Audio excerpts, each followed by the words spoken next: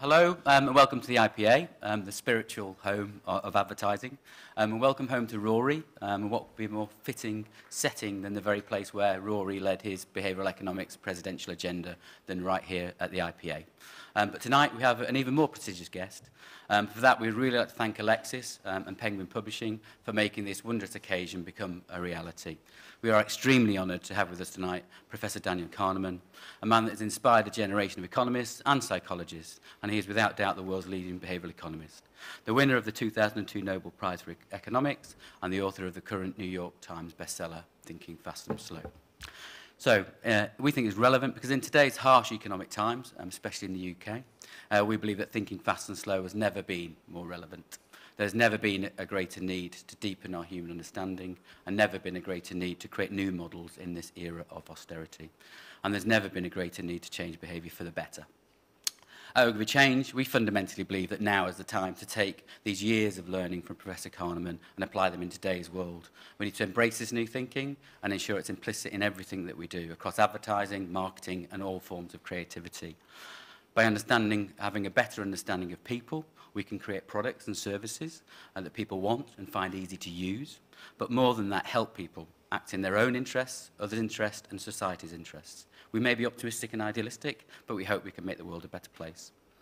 Quite simply, we need to create little ideas from big thinkers, and what bigger thinkers to tackle these issues than Daniel and Rory.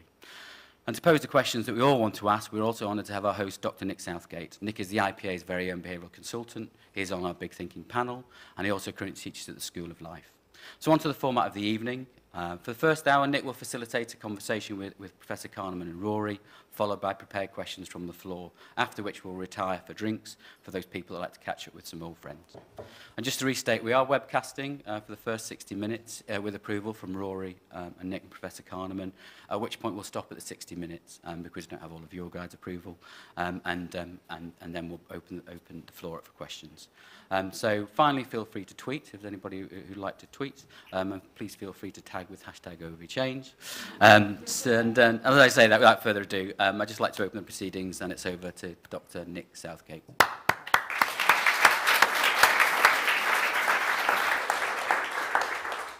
So thank you, Jez, for your introduction. Thank you all of you for coming. Thank you especially Professor Kahneman for making this possible.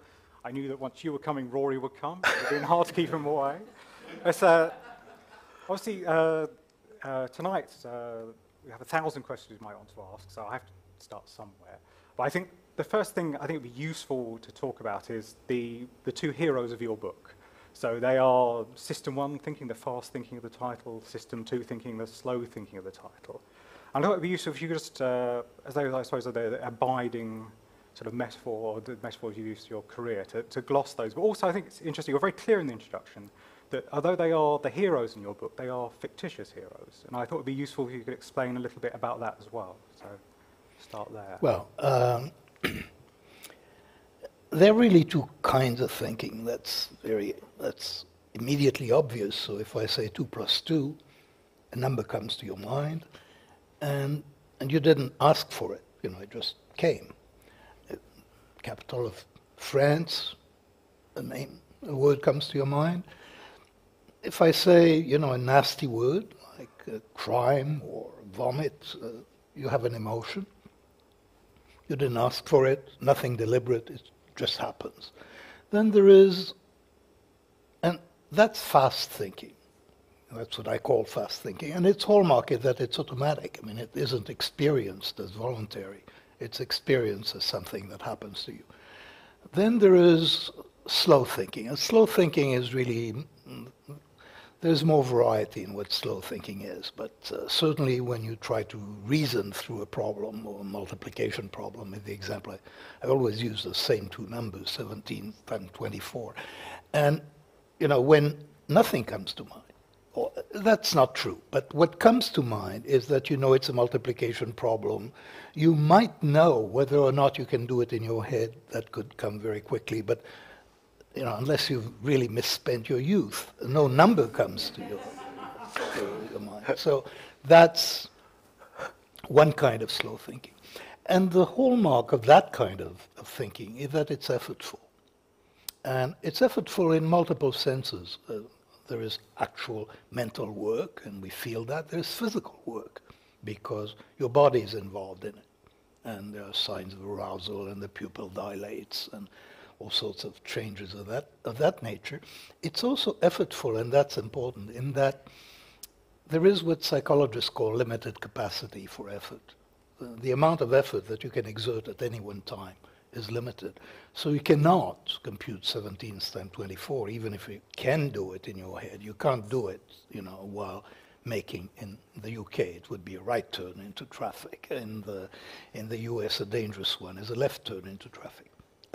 You can't do this because making a turn into traffic demands concentration. And when you concentrate on one thing, you can't concentrate on the other.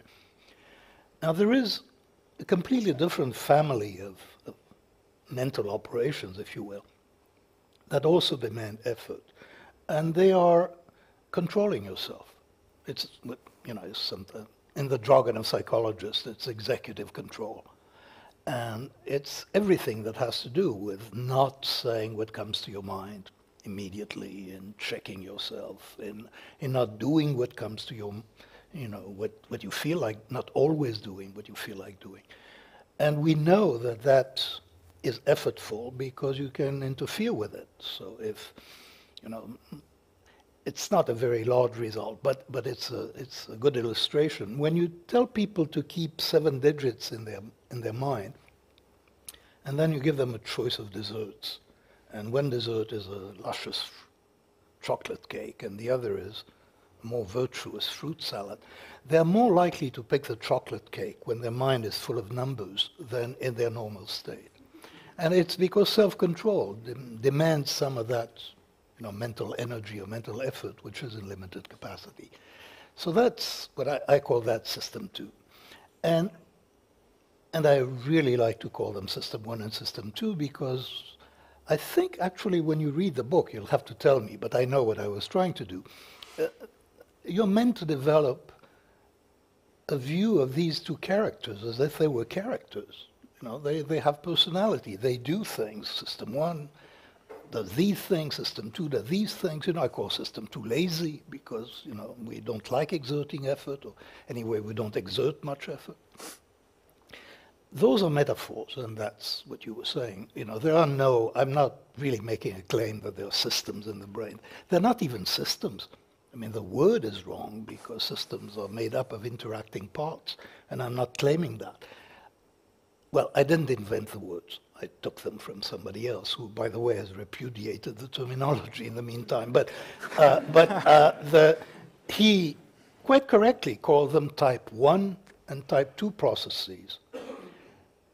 I think it works better when you call them system 1 and system 2 because we're very, very good at forming personalities, images of personalities. So these characters, system 1 and system 2, you form ideas. You have a sense, like somebody that you know what they will do next.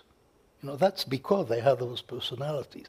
Those are entirely metaphors, and psychologists, and you're representing that, I think.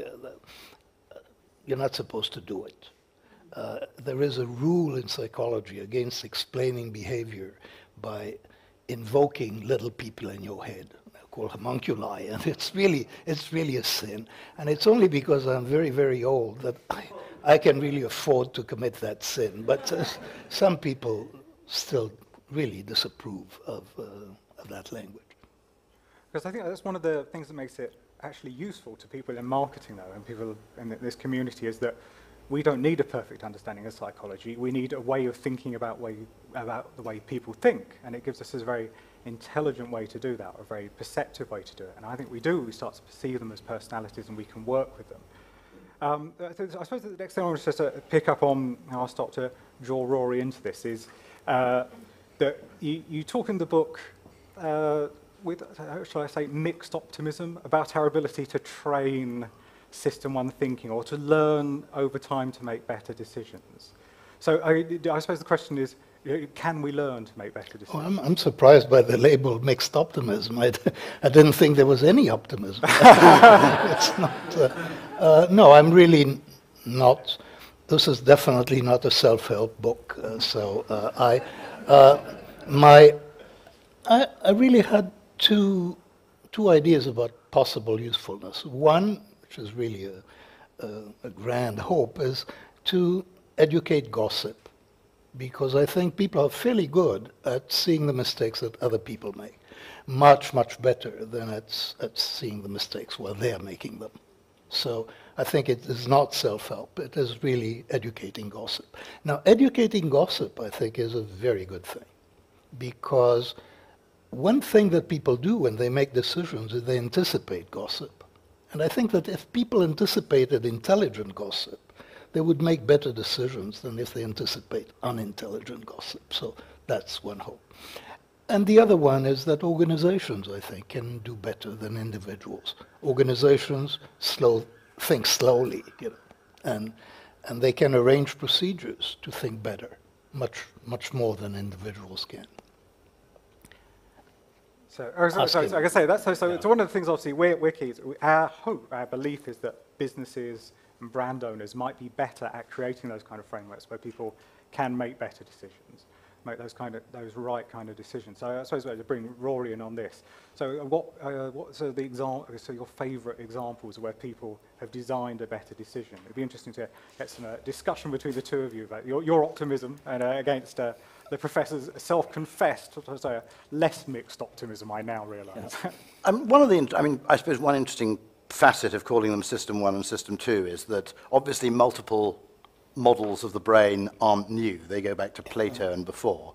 But in the naming of them before, there was always an implicit value judgment. That there was one part of the brain which was considered responsible, worthy, and the other part was there effectively to be suppressed by the first part. And actually I think one of the things that arises from this is actually, if you can actually create mechanisms or environments where people can make good System 1 decisions very, very easily, then you can actually benefit humanity and make decisions easier without actually people having to make some cognitive effort which would be, frankly, better spent somewhere else. And the other thing is, of course, there tended to be a sort of Stakhanovite approach to our use of rationality, which is that you must think more, be more, take more effort, think harder. And so certain models, political science models, which predate this understanding of the brain, basically required everybody to spend their entire lives making rational decisions about everything. And first of all, it's simply just not a good use of intelligence. So making things sort of instinctive. I mean, the marketing example I always give, which I have actually no evidence for, but the great advantage of working in advertising, not in academia, is you can make outrageous assertions, and it's considered something of an accomplishment, to be honest. But actually, how did you get people? In the old days of supermarkets, you had a basket and a trolley, and the trolley was enormous. It could feed a family of 10, and the basket was actually inadequate. But a lot of people thought, well, I'll just take a basket. And without anyone actually being aware of what was going on, they introduced what's called the Japanese trolley, which is the one in the middle. It's a small, shallow trolley, you see. And there's a very, very strong System 1 instinct, which is when presented with 3 options, I go with the one in the middle. And so simply understanding some of the heuristics people use, I mean, you might think of one that's more benign, although you only got a 2-2 in ethics, didn't you? Yeah, no.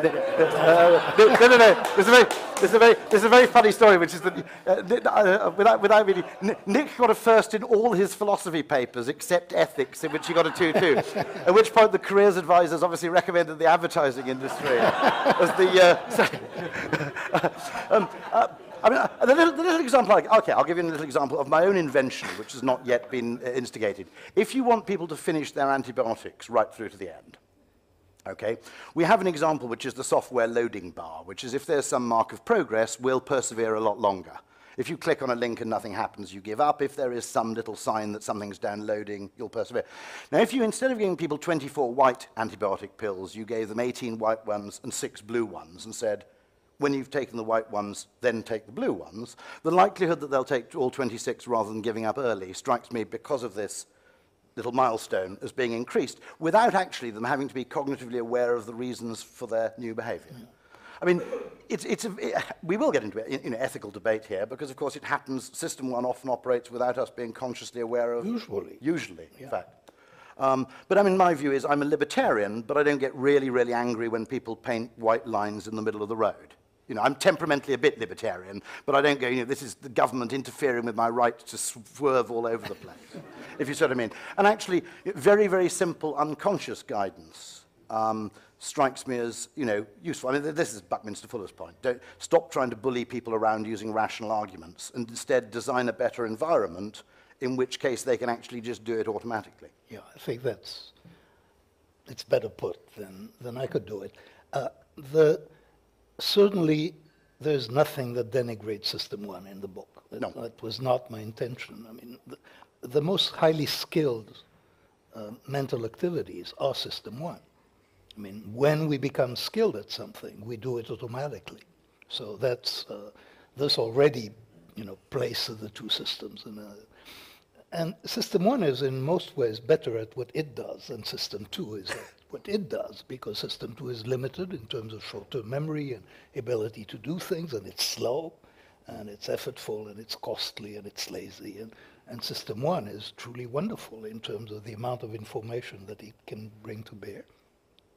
And I also... Understanding, and that might be important to advertising, I think it's important to communication in general, understanding that a lot of the time you're not really talking to System 2, you're talking to System 1.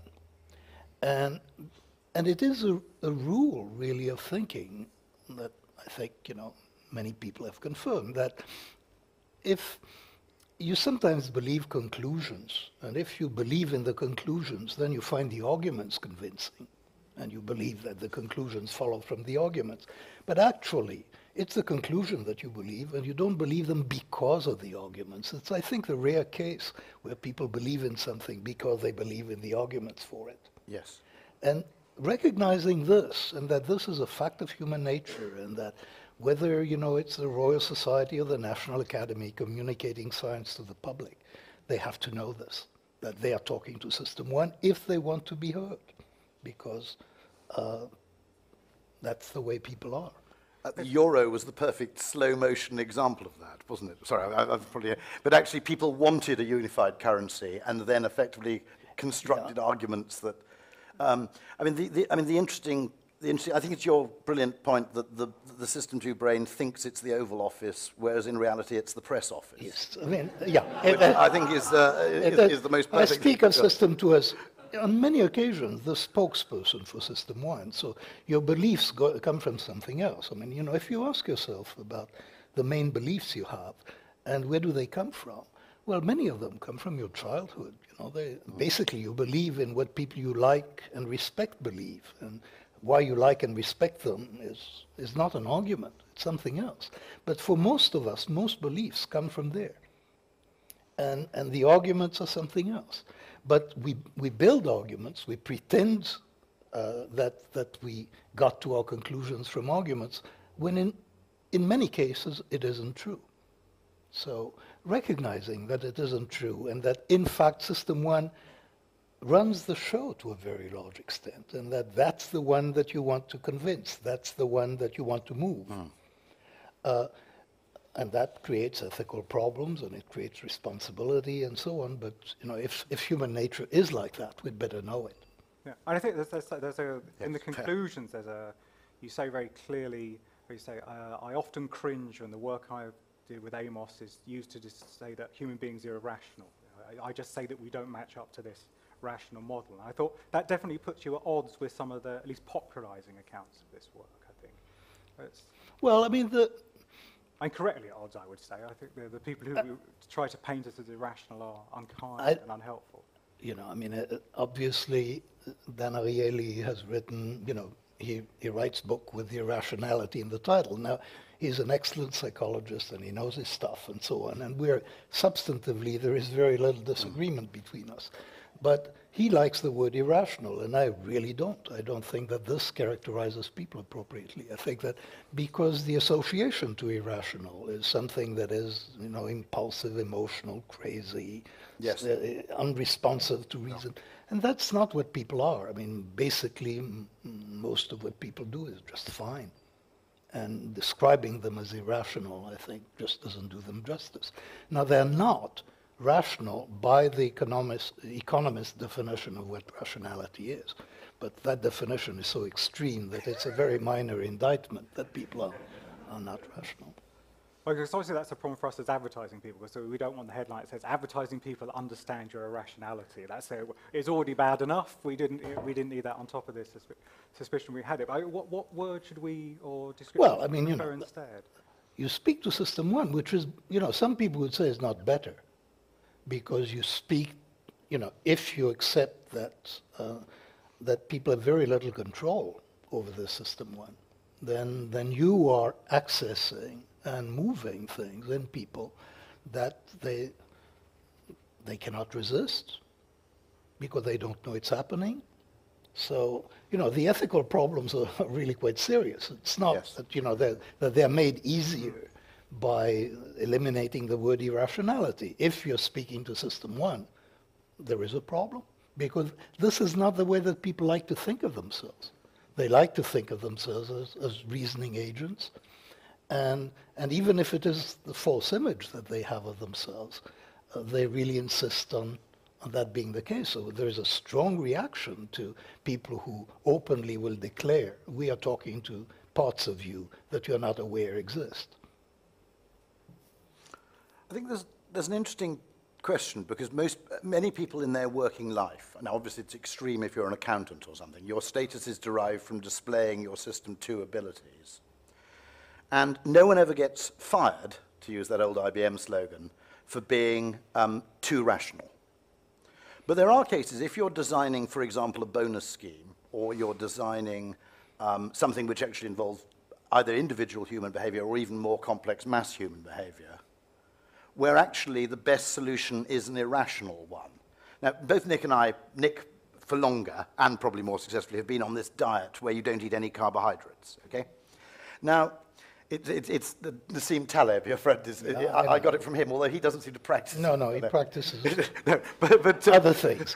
But interestingly, what's very interesting about that is, now, if you're if you're a dietary advisor or a nutritionist, the logical thing is you say, this is your calorific intake for the day, and you should stick to that. Okay? Now, that's a very difficult thing to do, because it requires you constantly to invoke system 2 to eat meals that are smaller than the meal you want to eat. And it's tiring and cognitively difficult, and it requires a huge amount of self-policing. If you just say, I don't eat carbohydrates, which is recommended by some people, once a week you go to a shop and you don't buy any carbohydrates. You need exercise no further self-constraint for the following week, because there aren't any carbohydrates in the house. So that is not a rational recommendation, and you might get fired as a government food scientist for recommending it, but behaviorally, it's enormously easier to follow. And both Nick and I, with more success on his part, have done this very, very easily and pretty painlessly. Now, it's just an interesting question that when government, the person designing the policy has to look rational in order to justify his policy to everybody else. And yet the actual, so I suppose what I'm saying in Jonathan Haidt, are you a fan of University of Virginia psychologist, makes the point that all political science actually predates our understanding of how the brain works. So most political systems are actually designed in a belief of potentially infinite rationality, for example. I think that is quite interesting, that actually where do we actually allow system 2 and call it in, and when do we just run on autopilot? Okay, I was going to say, as Roy's outed me, he's outed me getting 2-2 in ethics, just say that, but 68 pounds down a year to this day, so. And congratulations. Thanks to your book, actually. So my soon-to-be written book, Behavioural Economics, made me thin. You will, you'll be getting a name check. Actually, do sell your next book as a self-help book, because they sell tons. The really funny story about this is when Das Kapital was published in the United States, the publisher marketed it as a self-help book on how to accumulate capital. And it was a bestseller.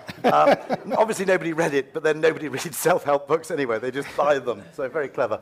Sorry about that. Yeah. So I suppose one of going from the point of view of communications, one of the phrases you coin in the book is what you see is what is. You see what all there is. So we react just to what we can see. And one of the things we tend to believe in marketing and branding is that people are consuming communications as part of constructing an argument where they're balancing brands against each other. And this clearly demonstrates people They just see what there is in front of them and they make their conclusion very rapidly without any attempt, or very rarely any attempt to add extra information. And you go further and say it's not just that we don't think about what we can't know, we really can't think about it. And I thought it'd be worth expanding some more on that. Well, I mean, to try to put it as accurately as I can, it's when you need information that you don't have, you usually are not aware that you need any. That is, if you have partial information about something, you will make the best story possible out of the information you have. Yes. And you may not, and you will be, your confidence will be determined by the coherence of that story. Now, when you're comparing brands to each other, it's not that we are instantly moved by anything that we see at the moment. You may have, preferences that are brought in, by association, by memory. So it's not only what you see at the moment that rules. It is what you see at the moment may make you think of other things, and in particular, it make you think of the other brand. So if the associative system is set up that way, so it's not. It is not that system one is invariably ruled exclusively by what is in front of us. There is an enormous amount of influence. The influence of context is very powerful, but it is not all powerful. It's easy to exaggerate it, I think. Rory? Yes, I mean, there is an interesting question, and that system one in particular, if unpoliced, will take a very narrow area of comparison from which to make a decision. That's right. And I was intrigued. I went to the RAC club to meet someone a few months ago, and I asked him, being vulgar and Welsh and having no sense of decorum, I said, how much does it cost to join this club? And he said, I think it's £1,500 a year. And I said, God, that's incredibly expensive. Which is a club, of course it is. But on the other hand, as an alternative to buying a flat in London, it's about half the price of the council tax. And you can stay there for £80 a night. It's got a swimming pool, a Turkish bath, 3 restaurants, 2 bars, a garden, and a staff of 20 and its own post office.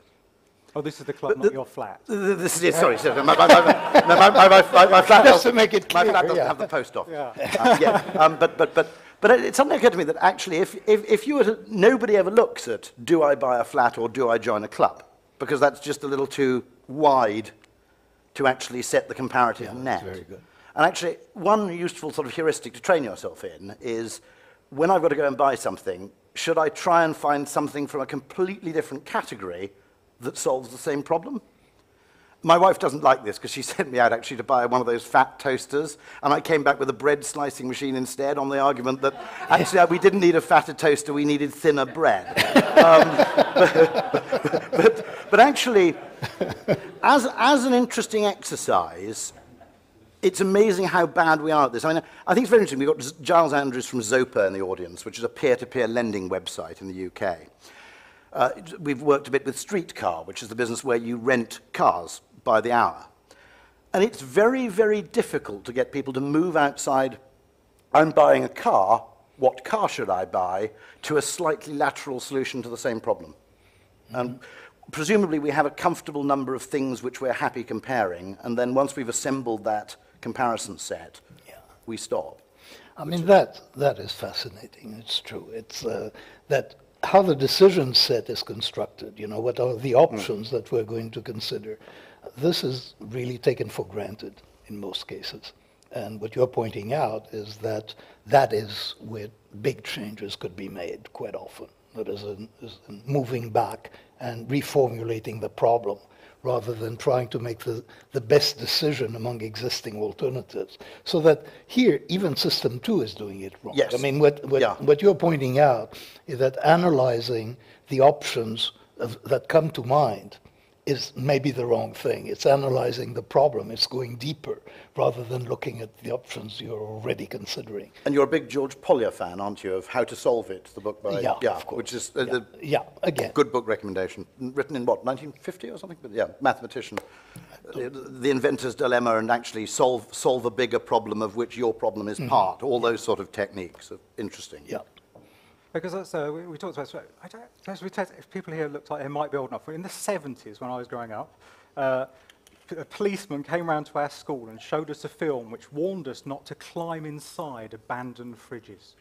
because the door would close behind us and we would die. And I don't really like it, because Mark, you ran the COI. Does this film exist? Was one of yours? It's part of the COI legend. Okay.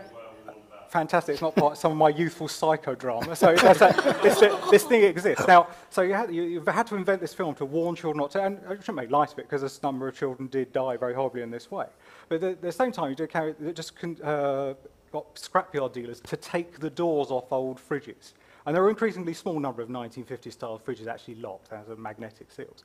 And now that you don't have them, there is no problem. You don't have to tell children. And it seems to me you could never stop children climbing into abandoned fridges. That's just something children like to do. But you could make it so that fridges were safer. And this kind of thinking around things is something we should maybe look at more aggressively. I was wondering if you sort of you go through life, are there certain areas of life you think are just repeatedly, appallingly badly designed? And from a sort of professional standpoint, you think, why don't they do it like that? Have you got any sort of pet hates like that? You know, the psychology that's being discussed here is actually, I think, the best psychology there is. That is that in many cases, instead of persuasion, you want to ask, how could we change the situation to make it easier for people to do what we want them to do? So I know you're a fan of nudge, Yes. and so am I. And that is really the fundamental idea, which it's actually possibly the best idea in social psychology, that when you want to change behavior, try to change the environment rather than trying to persuade people. Try to make it easy for them. And as you're pointing out, we don't do enough of that. So instead of that film, making the doors so that they can't be locked, then there is a problem that doesn't exist anymore. Yeah. So changing the environment to make decisions better. A lot of the nudge techniques that are intended to help citizens make better decisions in their interest, they're essentially that. They just make it easier for you to evaluate the information, and they make it easier for you to make the right decision if you don't want to bother. Yes. And all these are environmental changes. You change the structure. Dick Thaler calls that the architecture of decisions, and that's the idea.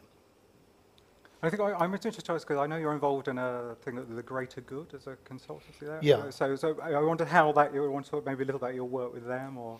Well, I sort of started a third career. I mean, I view my academic career as the first, and the 4 painful years of writing the book as a second, and I really need a third now. And after, so I'm involved in consulting. The greatest good is a misnomer, as it turned out. Two people, one of them is Steve Levitt, the author of Freakonomics, and the other is Andy Rosenfield. They had the idea of founding a firm that would help very, very wealthy people in what they called, maybe should have called, evidence-based philanthropy. That is, when you're making the decision of how you want to improve the world, try to make the decision optimal. It turns out that the demand for that service is very, very small.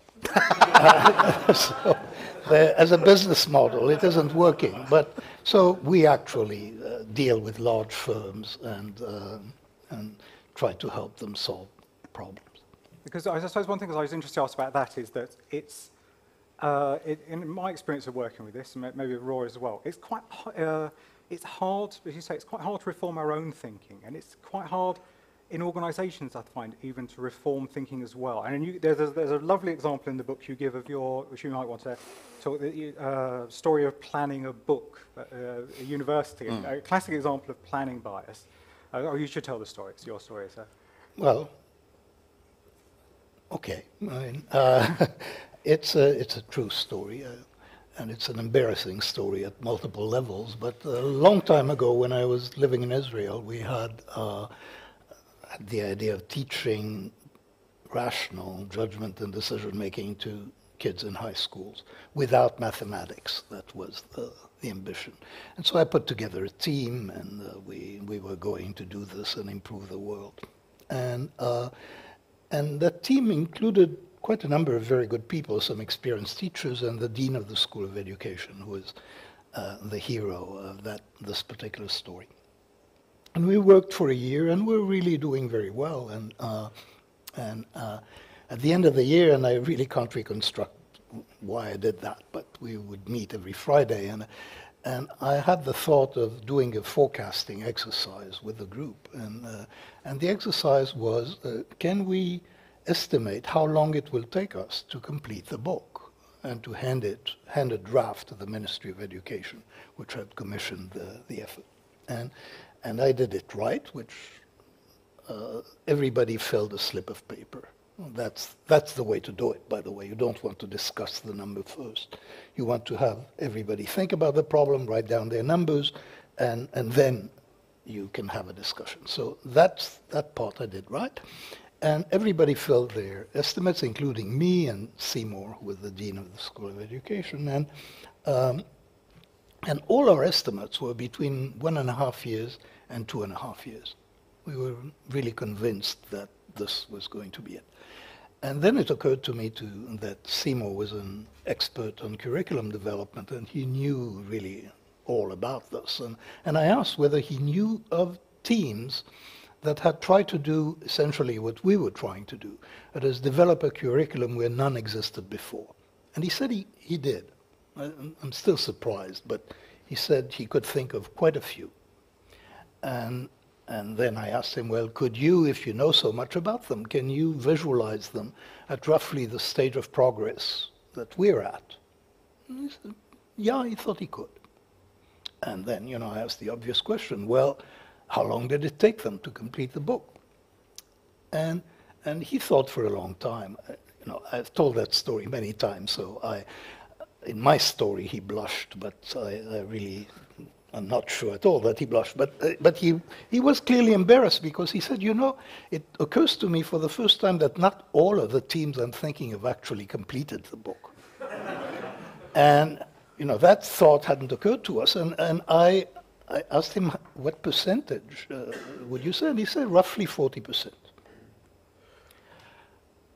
And those who finished, how long did it take them? And he said that he couldn't think of any that took less than 7 years. And he couldn't think of any that had persisted for more than 10, so somewhere between 7 and 10, or failure and giving up in the middle. And then I asked him the final question, which is, well, when you compare us to these teams, in terms of our resources and our ability to carry out our plan, where do we stand? And he said, well, we're below average, but not by much. So that was, now, this tells you something about the way the mind works, because it tells you that all the information was in his head, all the statistical information, but he wasn't using any of it. He was building a story, as all of us were, because his estimate was within the range of 1.5 to 2.5 years. So he was building a story, like all of us were, on the basis of our own experience. He was extrapolating and then making adjustments and doing things that appeared reasonable to him. The statistics appeared simply irrelevant. Yeah. I mean, they didn't occur to him. So that was one lesson.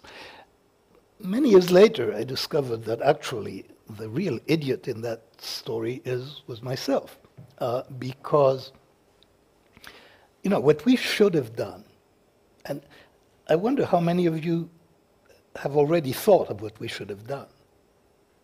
This should have been our last meeting. We should have quit. I mean, we'd just been told that this wasn't going to work. And we didn't quit. The book actually was completed. I was no longer living in Israel. It took 8 years. It was done. It was never used. It was a total waste of time. But the fact that we didn't quit, is another psychological fact that I think is interesting. It really doesn't speak well. Especially the thing is, if you wrote a humorous piece about this, you couldn't do better, because we were writing a book about rational decision making. That was what we were supposed to be doing, and we made that egregious mistake. And I didn't understand the mistake for many years thereafter. The hero of my story was Seymour, and how he had not used the statistics at hand, but the fact that I hadn't stopped the project. that was a really stupid thing. That took me years to realize. And interestingly enough, you can examine yourselves. When I told you the story, it wasn't obvious to you. You must have quit. No, we didn't. So. Do you think sunk cost bias and narrative bias are kind of related, in that no one likes a story that finishes halfway through or that has a reversal? Yeah, I mean, clearly the sunk cost bias is that, you have to admit failure. Yeah. And admitting failure is costly. And if you can postpone admitting failure and a vague chance of saving the situation, then you are very biased in favor of doing it. So that is really well understood. That was my first enlightening moment where I thought this stuff is... What I love about this is it's so scalable. You can use it to inform government policy, but you can use it to inform very small decisions in your life. And my little eye-opening moment when I realized this stuff is really useful is I'd bought 2 tickets to Paris for my wife and me. I think they were about £150 or something return. And I paid for them. They were non-refundable. And 2 days before we were due to go, I got ill with a really bad cold. But having paid for the tickets, I was absolutely determined to go through with this trip, spending another £500 basically in order to feel absolutely crap in art galleries, restaurants and hotels.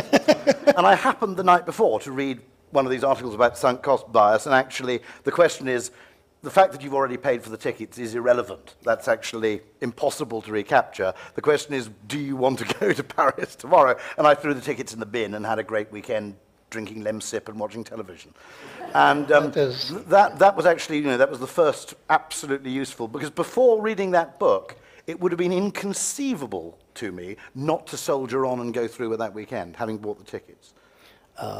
This story is very much the beginning of behavioral economics, and it's the beginning in Richard Thaler's mind, because he had that story of, and it turns out later, he presented it as a hypothetical story, that you have tickets for a basketball game, and then there are 2 scenarios. In one of them, you've been given the basketball tickets by a friend, and in the others, you've paid for them. And now there is a blizzard. You could reach the game, but it's the blizzard is serious, so it's not. And it turns out that people who have paid for the tickets are much more likely to brave the blizzard than, which is silly, because the only question, as you said, do I want to go now? Yes. And so that sunk cost fallacy is really a very, very big problem. It's a very big problem for governments. I mean, being willing to abandon a project, having lost and admitting that money has been lost. And so you lose some more rather than admitting the loss. As a challenge to that, though, and it moves on to the final part of your books about happiness, which has become quite a big part of your work. But so in Rory's example, actually, I'd say, I was talking to my girlfriend, she had a very bad cold. She had tickets to see one of her favourite artists. And I made the argument, which I felt was substantiated in your book as well. I said, you should go, because in a year's time, you won't remember the cold, but you will remember the concert. And by and large, that's my experience. So I go to, so I say, no, I'll go. And it's true that, so I have holidays where objectively it rained every day and we argued. I argue a lot about that kind of thing. I remember, lovely mountains. 2 years later, all you remember is lovely mountains and seeing a flock of pelicans. Right, so the memory is quite selective in that way, and sometimes I feel you can game that selectivity to push through. So, well, I mean, the real question is what's more important, the crappy weekend or the memory. Yeah. I mean, it's not, and quite often, and that's what we've learned from this work, the two don't agree, so that optimizing your experience in real time and optimizing the memory that you'll keep of it lead you in different directions. So the experiencing self and the remembering self are quite often in conflict. And the experiencing self is, the remembering self, there's a wonderful example of, I think, colonoscopy, isn't it? Yes. Where the remembering self is disproportionately affected by how... So don't go there, he's going to go there. Oh, sorry. No, we should, it's a good example. This is where your narrative of the past experience is not actually a product of the duration or extremity of the pain of the experience itself, but how it ended, is this right? Yeah. Because we have an interesting debate. Quite a few service brands here, including, for example, British Airways, I think Intercontinental Hotels. And one of the interesting questions is, one of the things is that because of confirmation bias, I saw a whole analysis of customer feedback from a stay in a hotel in Memphis, I think it was, where effectively every single figure they scored was effectively predominantly influenced by what the check-in experience was. If they had a bad initial experience, their brain decided, I'm going to construct a narrative here of a bad experience. They just went around looking for corroborative evidence that it's a crap hotel. And if they had a good check-in experience, they basically decided to be in a good mood and looked for supporting evidence to, So this wasn't just, what do you think of the service, which would be reasonably correlated with what your check-in experience was like.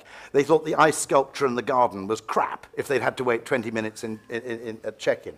And so if you're an airline or a hotel chain, then are there particular sort of moments you need to... I mean, obviously the first is crucial, Yeah. and the end is going to be quite important as well. Interesting. To the extent that the end is separate from the beginning. I mean, if you can, but those two are important moments. In many other experiences, it's the most extreme moment that counts. So this is the one that you're going to be remembering, from that evening with the artist. You may not remember, your sniffles or your discomfort. You may remember the most extreme Is that a moment. von Restorff spike, is that right? That I don't know. There's a I memory- mean, I know von Restorff, but I didn't know the spike thing. The chap who's the Telegraph's chess correspondent, Charles Keane, I think it's Raymond Keane, is it? He's also a memory competitor, and they have the three things: primacy, recency, and this von Restorff spike, which is that in any list, if one thing stands out as being exceptional, it's much easier to remember. Yes. I think. So there's an interesting question for service organizations. Do you actually create what we might call a sort of random moment of truth, which is just particularly noticeable and that will actually dwarf everything else? Quite an interesting debate. Well, I mean, in terms of predicting what you will remember, I mean, there is now a fair amount of knowledge about what you will remember. By the way, I think that result, the main result that we had in the colonoscopy study and in other studies, was that the duration of the experience doesn't very much matter. What matters is the peak and the end, and those count. Now, I think a study was done on the efficacy of advertising. And 15 seconds or 30 seconds came out about the same. So that the duration didn't matter if you provided the same peak and the same end. So that's... So the use of duration is actually just, you need enough space to create the narrative within it, but to- actually the to get duration to the itself. peak. The to get to duration peak. itself. The duration itself, and that's very interesting. That's plausible. I will believe that. Oh, that'd be next time you hear that argument. We need a 60 love to let it breathe. The scientific evidence will be in that's just not true. So I look forward to throwing that one back. Okay. But I was going to talk a little more about the happiness work, because that seems to have become so very important to you in your sort of latter career. I mean, are you sort of do you have any? Can we make ourselves happier, or can we create a happier society? Well, can we make a happier society? I would say quite possibly yes, to a minor degree. I mean, by reducing suffering. I am a believer, unlike my friend Lord Layard, who believes in improving happiness. I'm more inclined to reducing suffering. It fits my more pessimistic temperament, but it's also, I think, more socially acceptable as an objective for society to reduce suffering. And I think it's feasible because you identify the sufferers and you try to make them better off. So that's real. Then there are other things that you can do. If loneliness is a problem, then you can have policies that will help people with the issue of loneliness. If long commutes are terrible and keep people from spending time with the people they love, which is the essential condition for happiness, then that suggests policies about commute. So there are things that society can do, I think, that are genuinely worthwhile and worth doing. And that justify measurement, to identify the sufferers, to identify the costs of various things. About individuals, I'm more skeptical, the amount of control, in part because moment-to-moment happiness is so really essentially determined by genetics, so that, identical twins reared apart and brought together 40 years later are strikingly similar in their level of mood. So that we know. You can decide to spend your time better. That's one of the things. You can't really control your mood, but you can, that's very much what you were saying earlier. You can decide on your circumstances. You can make one decision, like the length of your commute, that will change your life. It's not multiple decisions, and it will affect the quality of your life. This is a very important distinction, isn't it, between those annoyances or pleasures which effectively normalize after time, and those things where the pain never goes away. So one of the mistakes is made is that people move further away from their place of work because they fantasize about the advantages of a third bedroom or a fourth bedroom or a larger garden. Yeah. But after 6 months or so, the pleasure of the third the third bedroom starts to dissipate, and your general level of happiness returns to its norm. Yet the pain of the longer commute is with you and unavoidable every single day. And there's certain things, like commuting and things like noise, I think it never... You never adapt to. You never adapt to pain, you never adapt to noise, you never adapt to psychological depression. So there are things you don't adapt to, there are other things you do. And there is... The most interesting thing, I think, that we found in the research on happiness is what I've called the focusing illusion, which is that anything that you think about, you will exaggerate its importance. I mean, I have a sort of fortune cookie about that, which is that nothing in life is as important as you think it is while you're thinking about it. So just thinking about anything makes it look bigger. And now, the focusing illusion is a major problem because it can causes you, and that is an ethical problem for advertisement. You can create a need which now looks very important to people and will cause them to do things that they shouldn't do. Body odor and athlete's foot were both invented conditions, I think. Yeah. And then it turns out that there is more focusing illusion for something than for others, and that's related to your point. So you can think that having a bigger car, a bigger house will change your life, but in fact it won't. But if you change the amount of time per day that you spend with friends, you will not get used to that. So there is more of a focusing illusion for something than for others. And we can make better decisions if we're aware of that. So that's... Do you buy, I mean, Layard goes further possibly than you do, the business that actually the benefits of wealth to your happiness, in most cases, tail off above a certain level of earnings, I think. Well, or it depends who you are. There are very clear results in that. Internationally, there is a claim which I think turns out to be completely false, which is that that there is no effect across countries beyond a certain level of income. That's wrong. That comes from plotting the data against income rather than against log income. It's a mistake.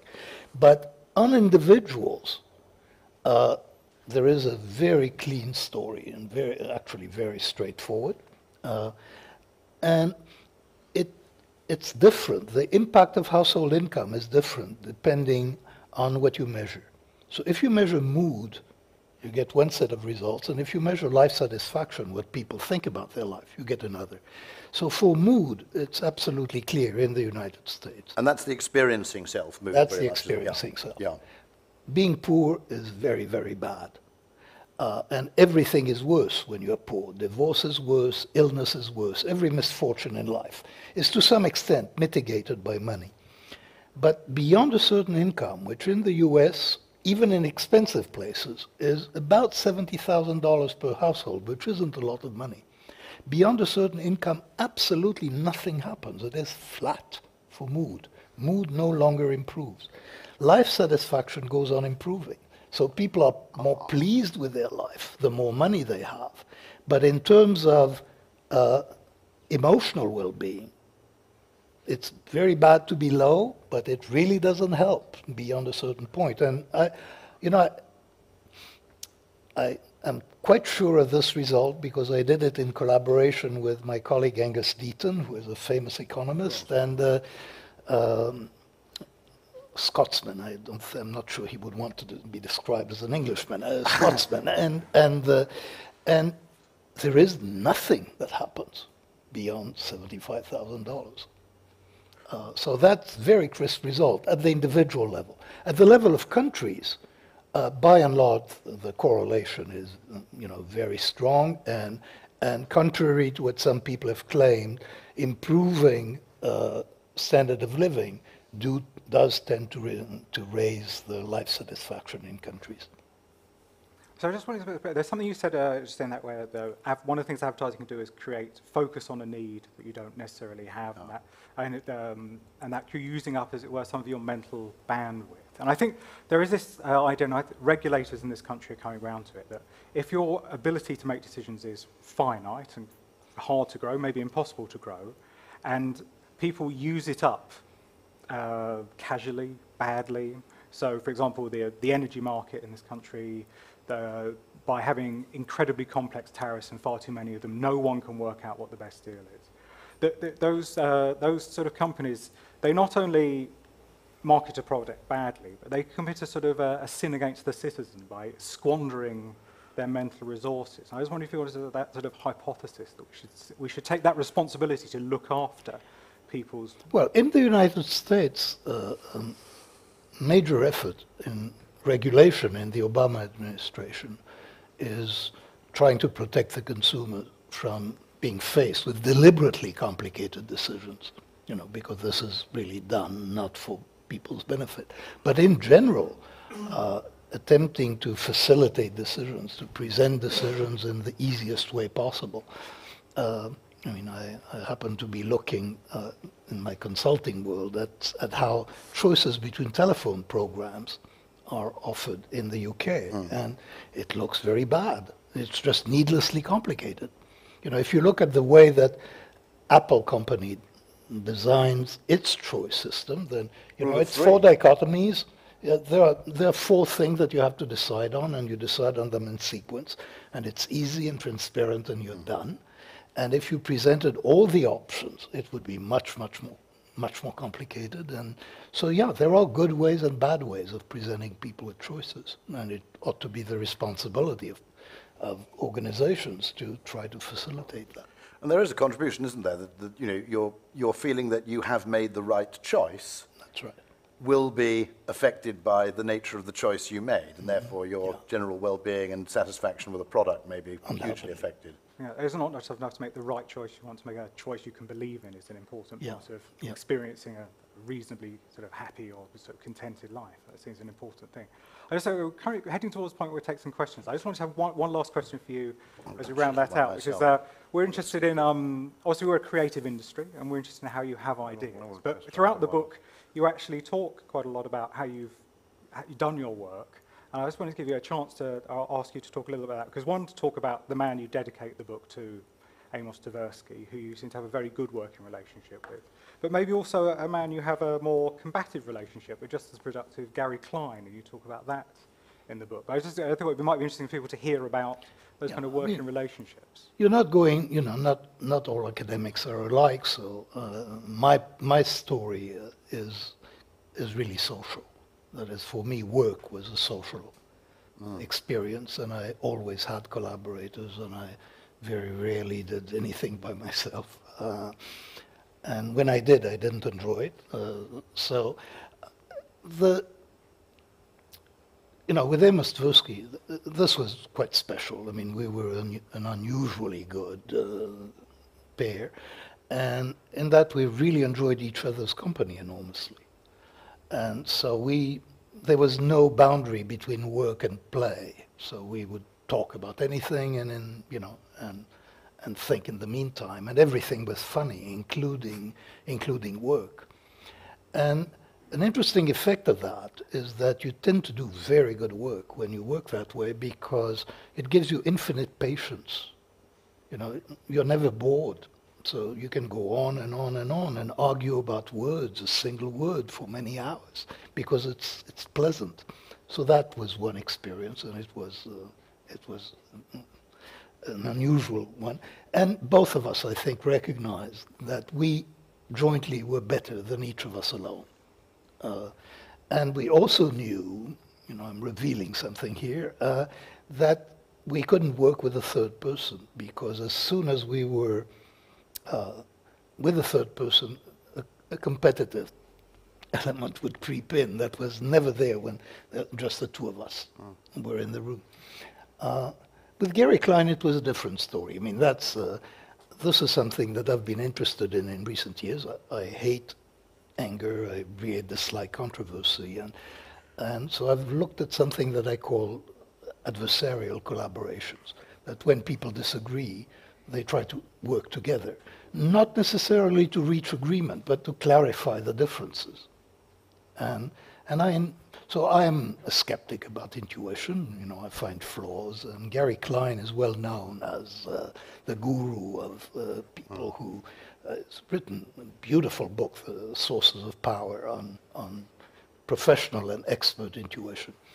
And so he was on one side and I was on another, and I invited him to work together. And we did, in trying to figure out when intuition is good and when it's bad. Yeah. We explicitly we defined that as when you are right and when I'm right. I mean, we're both right, so let's just find the boundary. And it took us, a number of years. And it wasn't easy, and we nearly broke up, and, we had a lot of quarrels and so on. But in the end, we ended up really good friends and with a good product, I think. We actually figured it out. When can you trust intuition and when can't you?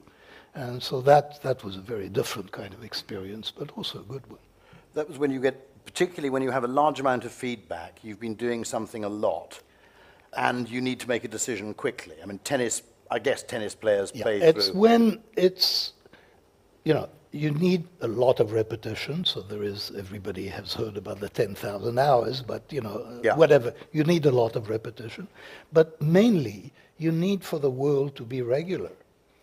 Yeah. So I don't believe in expertise in the stock market, because there's just too much noise in that system. So, people can watch it forever, and that's not, by watching stocks going up and down, you're not going to develop expertise. There is no expertise in long-term political forecasting. No. There is just too much randomness, and so it can't be done. So there are domains in which you cannot develop expertise.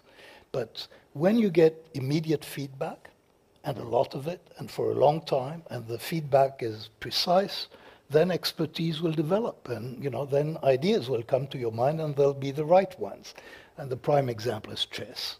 So a chess master, the first ideas that come to a chess master, all the moves are strong ones. Then they will analyze, but no weak moves come to their mind. So that develops, 10,000 hours and immediate. In chess, it's a perfect example. Tennis is another one, where you get immediate feedback on the success of what you're doing. So, yes, you can develop expertise that way. There's an interesting example, I think, which is the pilot who landed on the Hudson, the Sullenberger, where he only had about 4 seconds to decide whether he could make it to Teterboro Airport or make an emergency landing or not, and decided it was impossible and went for the river. But the interesting thing was he was an amateur glider pilot in his spare time. And so there's a heuristic, I think, which is you don't need to know altitude, rate of descent, velocity, and the distance to the airport. You simply put the plane in a low as possible rate of descent. Then you look out of the window, and everywhere on the ground, am I right here? Everywhere on the ground that's moving down, you can land, and everywhere that's moving up is a place you can't. I haven't read that story, but it's actually, he was a glider, and you could see it, because the film of that was very beautiful. At the very end, he put the nose up, which is something that glider pilots do. So it was his glider experience, and he was an expert. Yeah. He was just doing what came naturally to him after making that first decision. Nose up at the end. I just thought those. My real fear as someone who has a doctor on their passport on a plane is that someone will come to me and say, "Someone has a heart attack. Can you help them?" And I rush to the front. Unfortunately, they say, "I'm dying. Before I go, can you explain Russell's paradox?" so on that, at this point, as they say, we have to lose listeners on the world service, so we can open it out to questions for reasons, permissions, and copyright. Can I ask one very quick question, which I've Go been for it. dying to ask, which is, this is prospect theory in two very simple questions. I'm sorry. Which do you prefer? It's a 50% chance of winning $500,000, or I use dollars, not euros, because I wanted the currency to have some actual value, or 51% chance of winning $470,000. Now, interestingly, no one there is taking a 30,000 loss for an extra 1% chance. But if you ask the question on the right, 99% chance of winning $500,000 or a 100% chance of winning 470, to a classical economist, you should answer the same way to both. Is this right? Yeah. But nobody does. You'll pay a very, very high and disproportionate premium for certainty. Now, I just wonder, I've got to ask this question, does this apply with the brand premium? In other words, a recognizable famous brand enjoys a similar, if you take this example, this is a Chinese make of television. It's, ricks in 4% chance of being crap, realistically, at $299, and you've got a Philips, otherwise identical in size and apparent picture quality. I've said 0.1% chance of being crap, maybe slightly higher than that with their clients of ours, and their limits to my intellectual honesty, to be honest. And now, are consumers making a similar decision when they pay a premium for a brand, which is their disproportionate? Now, in a completely logical world, you say, well, there's only a 4% chance of it being crap, so I'll take a 4% or 5% discount. Do you see what I mean? Does anyone else on this? If there's, logically. Yeah. Now, shall we ask the one man who definitely I've does? got to ask, it fascinates me whether this is possible or not. Well, I mean, the examples sound, there is a clear difference between certainty and probability, and so people will clearly pay a premium for certainty in I think, almost any shape it takes. So if the brand makes you feel safe, in that sense, in any sense at all, and the other brand has uncertainty in it.